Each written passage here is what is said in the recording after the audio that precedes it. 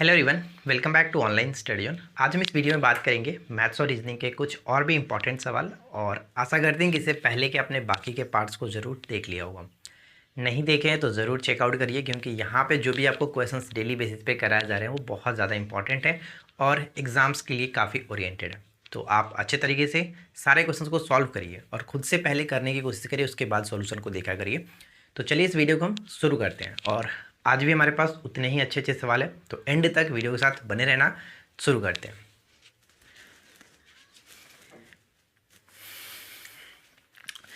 देखिए सबसे पहला क्वेश्चन आपकी स्क्रीन पे क्या है कि योजना ए और योजना बी से अर्जित साधारण ब्याज का अंतर 40.5 रुपये, यानी दो योजनाएं हैं जहां पे ए और बी हम मान रहे हैं और दोनों साधारण ब्याज का अंतर ऑलरेडी दिया गया 40.5 रुपये। यदि 4500 रुपये को योजना ए में 3 वर्ष के लिए कैपिटल आर प्रति वर्ष की दर से निवेश किया जाता है और उतने ही राशि यानी समान राशि को योजना बी में 3 वर्ष के लिए, यहाँ पे देखिए 1% नहीं होगा, स्मॉल आर प्रतिशत होगा, ठीक है, स्मॉल आर प्रतिशत के निवेश किया जाता है, तो बताना है कि ब्याज दरों में अंतर ज्ञात करिए। थोड़ा सा मिस्टेक है टाइपिंग में, तो यहाँ पे स्मॉल आर कैपिटल आर है। तो सबसे पहले हम ये देख लेते हैं यहाँ पे क्वेश्चन में क्या है कि अंतर दिया गया। तो अंतर हमारा कितना है, साधारण ब्याजों का अंतर 40.5 रुपये, ठीक है। और अगर हम दर का अंतर देखें तो दर का अंतर भी आप मान लीजिए कि डेल्टा आर हो जाता है, राइट। तो सिंपल इंटरेस्ट बराबर क्या होता है, एस आई बराबर पी आर टी बाई 100, ठीक है। तो यहाँ पे देखिए सिंपल इंटरेस्ट का जो अंतर दिया गया है हम वो मान लेते हैं, कितना है 40.5, और यहाँ पे रेट हमारे प्रिंसिपल 4500 रुपये, जो आर होगा वो डेल्टा आर लेते हैं क्योंकि अंतर पे काम कर लेते हैं। समय 3 वर्ष की बात की जा रही थी, बटे में 100, 00 से 00 ये खत्म हो गया, एक जीरो पॉइंट हटाकर एक जीरो लगाते हैं, 4 5 9, तो ये 3 से कट जाएगा, 13 तिया 39, 3 5 15, ठीक है, 45 तिया 105, यानी बचेगा क्या 3/10, 3/10 बराबर में डेल्टा आर, यही हमें बताना था। तो डेल्टा आर की या फिर आर प्रतिशत की बात करें तो 0.3%, ये हो गया इस प्रश्न का राइट आंसर, यही हमें बताना था, ठीक है। तो ऑप्शन हम यहाँ पे ए पे जा सकते हैं। तो आई होप कि आपको ये चीज़ समझ में आ गया होगा कैसे किया गया। चलिए उसके बाद हमारा अगला एक सवाल है कि x + 1/x बराबर 11/5 है, तो बताना है कि x³ + 1/x³ का मान क्या होगा। यार इस तरह के क्वेश्चंस मैं आपको हर बार बता चुका हूँ और आपको अब तक तो कोई दिक्कत नहीं होनी चाहिए कि कैसे इसको करते हैं, ठीक है। क्या बताया था मैंने, याद है कुछ फार्मूला बिना लगाया कैसे करना था, ये आपसे पूछा जाता है।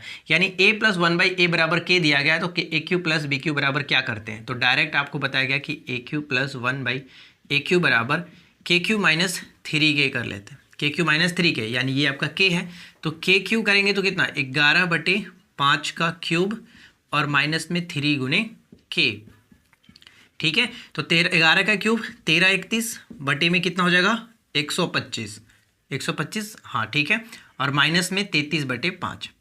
अब यहाँ से इसको सॉल्व करते हैं तो 125 तो एलसीएम होगा ही होगा, ऊपर में 13 31 हो जाएगा, क्रॉस मल्टीप्लिकेशन, यानी यहाँ पे देखोगे तो क्या क्रॉस मतलब नहीं है, अगर इसको डिवाइड करेंगे तो 25, और 25 में 33 से गुना कर लीजिए, 25 गुने 33 से हम गुना कर लेंगे। चलिए इसके बाद आगे स्टेप देखते हैं, 13 31 माइनस कितना हो जाएगा 25 थे 75, आपके पास बचेगा 7, 25 थे 75 7 82, यानी कि 82 और 125, यहाँ से जो घटाएंगे तो 506 और बटे में 125, तो कितना हो जाता है 125 चौका 500 और 6 ऑलरेडी हो जाएगा ऊपर में, तो ये आपका राइट आंसर बनेगा। फिलहाल ऑप्शंस तो नहीं है आपके पास, लेकिन करेक्ट आंसर आपका वही आएगा, 4 सही 6/125। आप इसको तोड़ करके देख सकते हैं। उतना नहीं करने आ रहा है, ये आपको नहीं पता है, तो फिर आप फार्मूला को तोड़िए, कोई प्रॉब्लम नहीं है। चलिए इसके बाद हम आगे बढ़ते हैं, और नेक्स्ट क्वेश्चन क्या है। अगला प्रश्न है कि पाइप ए और एक टैंक को, पाइप ए और बी जो है एक टैंक को क्रमशः खाली करते हैं इतने इतने घंटे में। तो क्वेश्चन से ध्यान से देखेंगे कि ए जो है उसको खाली करता है 15 घंटे में, बी जो है उसको 18 घंटे में खाली करता है, लेकिन सी भाई भरने वाला है तो ये 6 घंटे में भर देता है। अब यहाँ पे ध्यान दीजिएगा, अगर हम तीनों का एलसीएम देखें तो कितना 15 18 6 का एलसीएम 90, 15 छक्के 90, 18 पच्चे 90 और 15 छक्के 90 फिर से, यानी ये इन दोनों की एफिशिएंसी है कि वो खाली करेंगे। कहने का तात्पर्य ये हुआ कि 1 घंटे में ए जो है वो 6 यूनिट खाली करेगा 1 घंटे में, बी जो है 5 यूनिट खाली करेगा और ये 1 घंटे में 15 यूनिट भरेगा। तो ये दोनों मिलकर के खाली करेंगे तो 6 5 11 खाली करेंगे, लेकिन ये भरेगा तो 15 में से देखिए यहाँ पे कहने का मतलब ये हुआ कि ये दोनों तो घटाने वाले काम करेंगे लेकिन ये जोड़ने वाला काम करेगा। तो टोटल होगा क्या, होगा कि हम काम कितना, तो 15 में से 11 घट जाएगा तो 4 यूनिट का काम होगा, 4 यूनिट। लेकिन क्वेश्चंस में क्या कह रहा है, तो बताइए कि यानी 4 यूनिट भराएगा, क्योंकि ये ज़्यादा है ना तो ये भराएगा। तो क्वेश्चंस में कह रहा है कि तीनों टैंक को एक साथ खोल दिया जाए तो बताइए कि टैंक का 2/3 भाग यानी 2/3 भाग भरने में कितना समय लगेगा।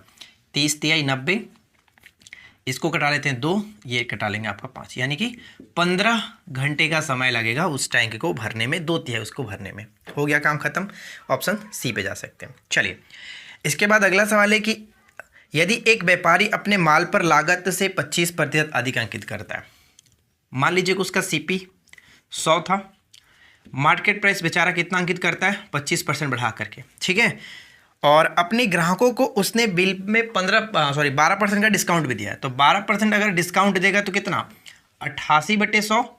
अब इसको हटा लेते हैं, 25 25 125, 25 चौका 100, 22 चौका 88, यानी 22 पंचे 110, यानी जब वो बेच रहा है तो 110 रुपये में बेच रहा होगा, 22 पंचे 110, ठीक है, ये समझ में आया।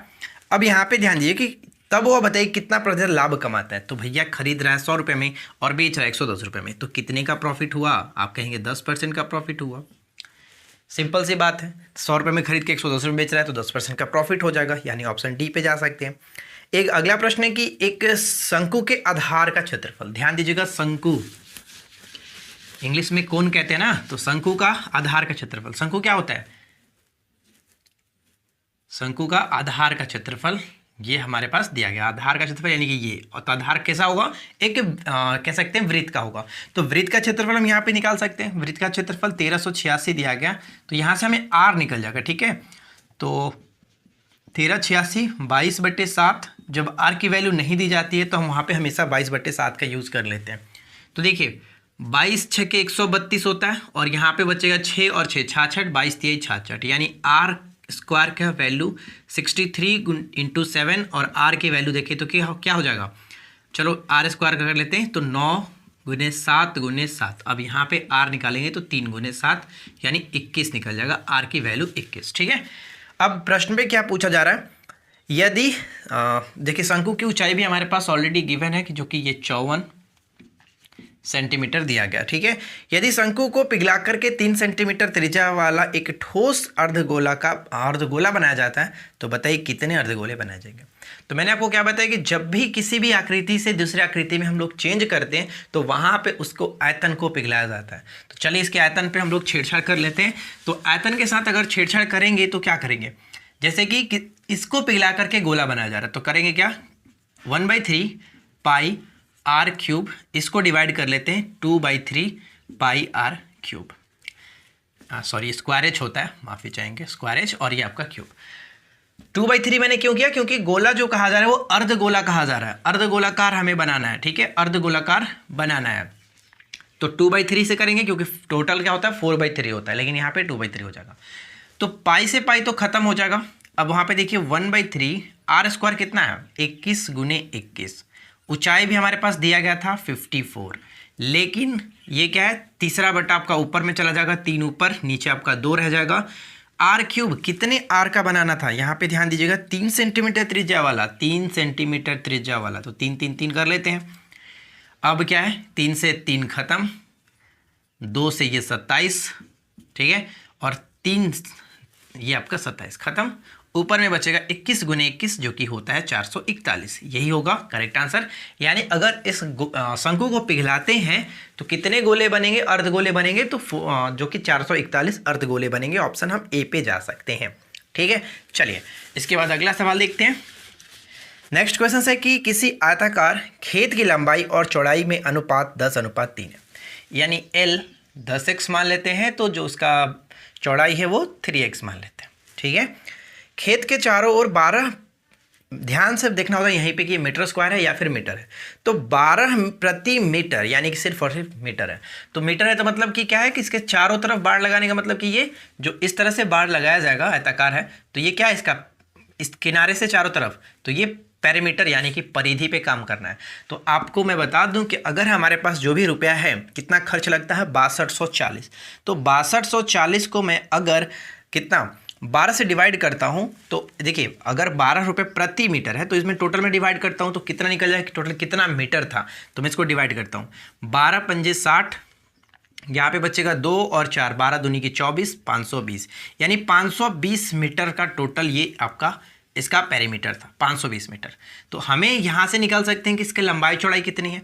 तो आपको पता है कि 520 मीटर अगर हमारा पेरीमीटर है तो परिमाप बराबर क्या होता है, 2 × L + B, 2 × L + B आयत का 520 बराबर 2 गुने, तो देखिए 10 और 3 13 कर लेते हैं, 13x, यानी 13 चौका 52, 40 हो जाएगा और इसको घटा देंगे तो 20, यानी x का मान कितना निकल जाता है 20। अब यहाँ पे ध्यान दीजिएगा, क्वेश्चंस में आपसे क्या बोला जा रहा है, तो बताइए कि खेत का क्षेत्रफल क्या होगा। तो खेत का क्षेत्रफल L × B होता है, यानी कि 10x × 3x, यानी 3x 30x²।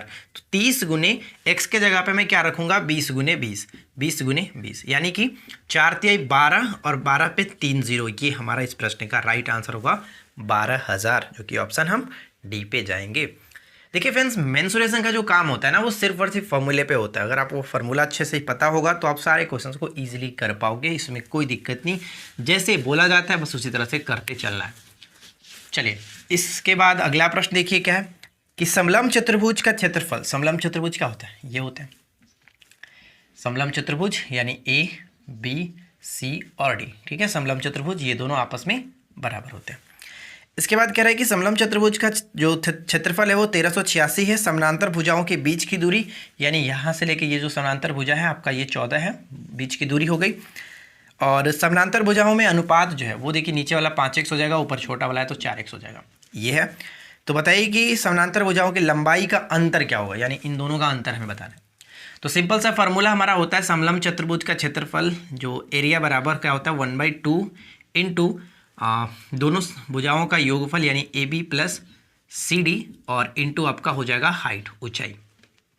क्षेत्रफल हमारे पास दिया गया 1386, 1/2 मैंने लिखा, AB + CD यानी कि 5 और 4 9x गुने ऊंचाई में 14, ये कटाते हैं 7, 7 से इसको कटाएंगे तो कितना हो जाएगा, देखिए चलो 7 से कटाते हैं तो 7 एकम 7, यहाँ पे बचेगा 6 और 6 और 8 यानी कि 68, तो 7 9 63 हो जाएगा, और 63 तो यहाँ पे 7 8 56, ठीक है। और 22 9 होता है कितना, 198, 22 9 198, यानी यहाँ पे हम कह सकते हैं कि x का जो मान हो गया वो 22 हो गया। अब प्रश्न में कह रहा था कि इन दोनों का अंतर बताना है, तो अंतर हम क्या करेंगे, अंतर जो होगा वो 5x - 4x, तो 5x में से x, तो x का मान तो ऑलरेडी 22 आया, करेक्ट आंसर हो गया 22, जो कि ऑप्शन हम देख सकते हैं बी में, 22 बिल्कुल सही आंसर हो जाता है। चलिए, इसके बाद अगला सवाल देखते हैं। नेक्स्ट क्वेश्चन क्या है कि 728 में कौन सी न्यूनतम संख्या को जोड़ा जाना चाहिए ताकि राशि 11 से पूर्णतः भाज्य हो। अब यहाँ पे ध्यान दीजिएगा कि 728 को अगर मैं 11 से डिवाइड करता हूँ तो ये पूरी तरह से डिवाइड होने के लिए इसमें क्या जोड़ा जाना चाहिए, तो 11 छक्के 66, बचेगा शेष 6 और 6 ऊपर से उतरा 8, तो कितना हो जाएगा 11 छक्के 66, यानी 2 शेष बच रहा है। 2 शेष बच रहा है कहने का मतलब इसमें और कितना हम ऐड कर सकते थे कि 11 से कट जाएगा, तो यहाँ पे देख लीजिए कि 11 में से 2 घटेगा, यानी 9 इसमें मैं और ऐड कर देता तो ये पूरी तरह से कट जाता, तो यही हो गया हमारा राइट आंसर, इसमें 9 जोड़ना पड़ेगा। अब इसके बाद हमारा अगला सवाल जो बनता है कि शिला पूर्व की तरफ मुंह करके खड़ी है। देखिए ध्यान समझिएगा, पूर्व क्या होता है ये पहले समझ लीजिए, नॉर्थ साउथ ईस्ट वेस्ट, ठीक है, यानी पूर्व ये है, तो पूर्व की तरह ये अपना फेस करके खड़ी है। अब यहाँ पे कह रहा है कि वामावर्त दिशा में वह घूमती है कितना 90 डिग्री, वामावर्त दिशा में, वामावर्त मतलब लेफ्ट की तरफ, वो बाएं तरफ घूमती है, वामा मतलब बाएं, यहाँ पे क्लियरली होगा, तो वो 90 डिग्री घूमती है। 90 डिग्री अगर ये इस तरह से है तो 90 डिग्री घूम जाएगी, तो ये इस तरह से हो जाएगी, ठीक है, इस तरह से इसका फेस हो जाएगा, किधर फेस हो जाएगा, उत्तर की तरफ। आगे प्रश्न में कह रहा है और फिर वो 225 डिग्री दक्षिणावर्त घूमती है, 225 डिग्री। अब यहाँ पे ध्यान दीजिएगा, अगर वो घूमती है 180 डिग्री तो कुछ इस तरह से उसका फेस बन जाएगा यहाँ पे, ठीक है, 180 डिग्री, लेकिन घूमना उसको कितना है 225 तो यानी इसमें और मैं 45 करूंगा। ये क्या होता है, ये आपका 90 डिग्री होता है, ये 90 डिग्री, लेकिन हम यहाँ पे बीच में कर लेंगे, यानी यहाँ तक वो आती है, उसका फेस इधर है। अब ये चीज़ क्लियर हो गया कि अगर ये डायरेक्शन आपका इस तरह से है तो ये क्या होगा, ये क्या होगा, तो आप कहेंगे साउथ वेस्ट। साउथ वेस्ट मतलब दक्षिण पश्चिम, यानी ऑप्शन हम डी पे जा सकते हैं, दक्षिण पश्चिम। क्लियर फ्रेंड्स, उम्मीद करते हैं ये चीज़ समझ में आ गया होगा। यहाँ से लेकर के यहाँ तक टोटल आपका 225 डिग्री वो घूमती है। क्लियर, आगे बढ़ते हैं। अगला सवाल देखिए,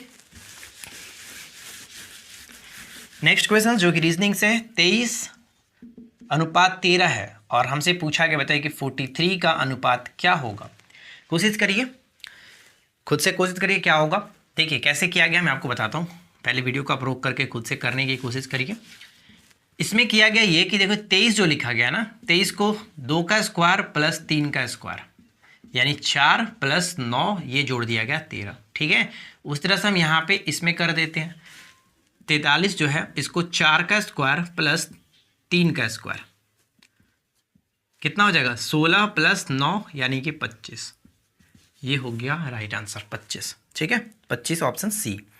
इसके बाद अगला क्वेश्चन है, नेक्स्ट वन है कि VAN जो है इसको लिखा जाता है 111। तो हमें बताना है कि हिट के लिए क्या लिखा जाएगा। हिट के लिए तो देखिए सबसे पहले क्या करते हैं, अल्फ़ाबेट पे काउंट करते हैं। तो V आता है 22 नंबर पे, A 1 नंबर पे, N 14 नंबर पे। कितना हो जाएगा 23 और 14 टोटल हो जाता है आपका 37, और 37 को मैं 3 से मल्टीप्लाई कर दूंगा तो 111 आ जाता है। क्लियर, यानी जोड़ करके 3 से गुना करना है, ये तो चीज़ क्लियर है। तो चलो इसको जोड़ लेते हैं। H आता है 8 नंबर पे, I 9 नंबर पे, T आपका T से 20, तो कितना 9 8 17, 17 20 फिर से 37, तो 37 गुने फिर से 3 करेंगे तो भाई वही चीज़ आएगा 111। ऑप्शन देख सकते 111 है, बिल्कुल है, ऑप्शन डी में जा सकते हैं 111। चलिए इसके बाद पासे से संबंधित एक क्वेश्चन है। पासे अगर आपको समझना है तो मैंने पासे पे ऑलरेडी बहुत पहले एक वीडियो बनाया, आप उसको चेकआउट कर लीजिएगा। एक घनाकार पासे में जो कि 3 स्थितियाँ दिखाई गई है, 5 के विपरीत संख्या क्या होगी, 5 के विपरीत। तो मैंने आपको क्या बताया कि सबसे पहले आप उसको पिक करो जो दोनों में कॉमन हो। तो दोनों में कॉमन अगर आप पहले और दूसरे को देखो, 5 6 और 4 पहला पासा का, और दूसरा में 5 1 3 ये दिखाया गया, यानी पहला पासा दूसरा पासा ये दिखाया गया। तो दोनों में आप देख रहे हैं 5 5 कॉमन है, यही मैं बोलता हूँ सबसे पहले कॉमन वाला को पिक कर लो। तो मैं 5 को पिक करूंगा। अब यहाँ पे क्या होता है, इसके बाद जो भी मैं पिक करता हूँ उसका हम एक राइट साइड से यानी कि क्लॉकवाइज घूमना स्टार्ट करते हैं। तो 5 के बाद 6 आएगा, 6 के बाद 4 आएगा, उस तरह से यहाँ पर जो मिला है हमें उसके नीचे तो वो रखेंगे, लेकिन उसके बाद फिर से यहाँ पे क्लॉकवाइज घुमाना स्टार्ट। 5 के बाद 1 और 1 के बाद यहाँ पे 3। प्रश्न में पूछा गया कि 5 के विपरीत, तो 5 के विपरीत जो नहीं दिखता है वही होगा, यानी 1 है, 2 नहीं दिख रहा है, 3 है, 4 है, 5 है, 6, तो जो नहीं दिखता है वही होगा उसके विपरीत। तो राइट आंसर ऑप्शन सी हो जाएगा। ठीक है, चलिए इसके बाद आगे बढ़ते हैं, और एक और प्रश्न है रीजनिंग का, उसको भी देखिए। सिर्फ देखिए नहीं, खुद से करिए तब तो समझ में आएगा ना। क्या लिखा गया, 5 9 7 और नीचे आपका 42। इसके बाद है 3 6 5 और लास्ट में 28। इसके बाद है 2 7 4 वाट, और यहाँ पर भी एक और है 1 2 3 वाट।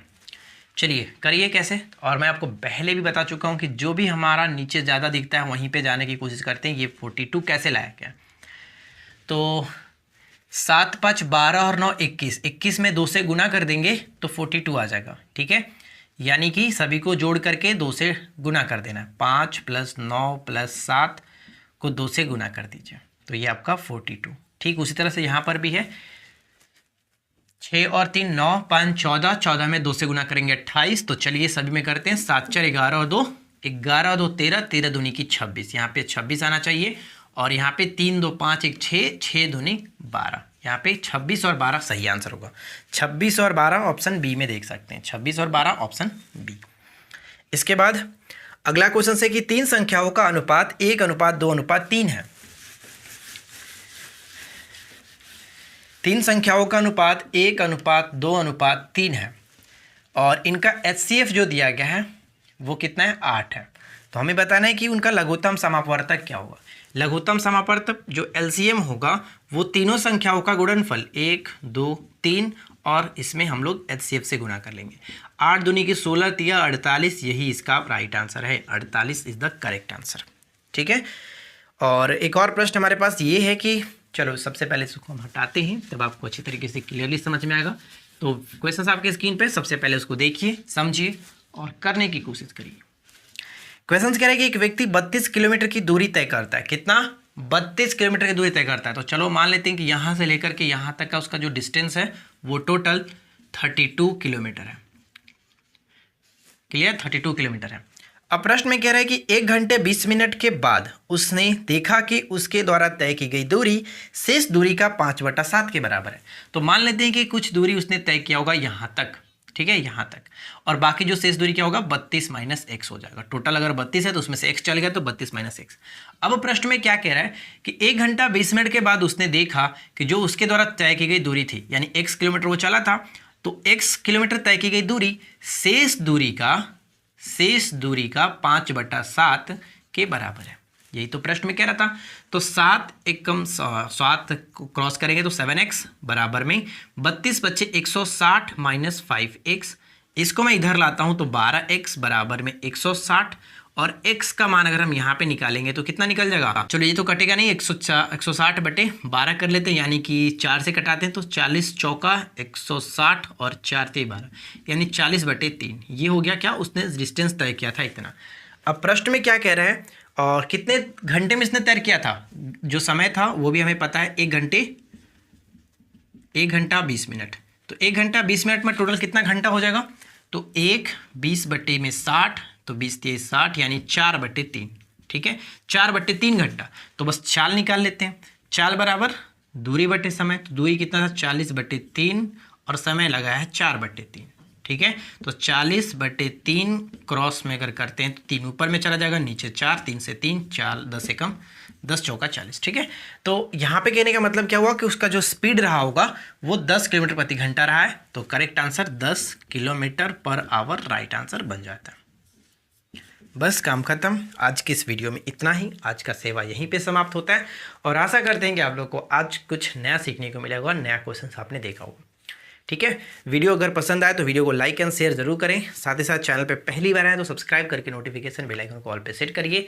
मिलते हैं नेक्स्ट क्लास में। Thanks for watching.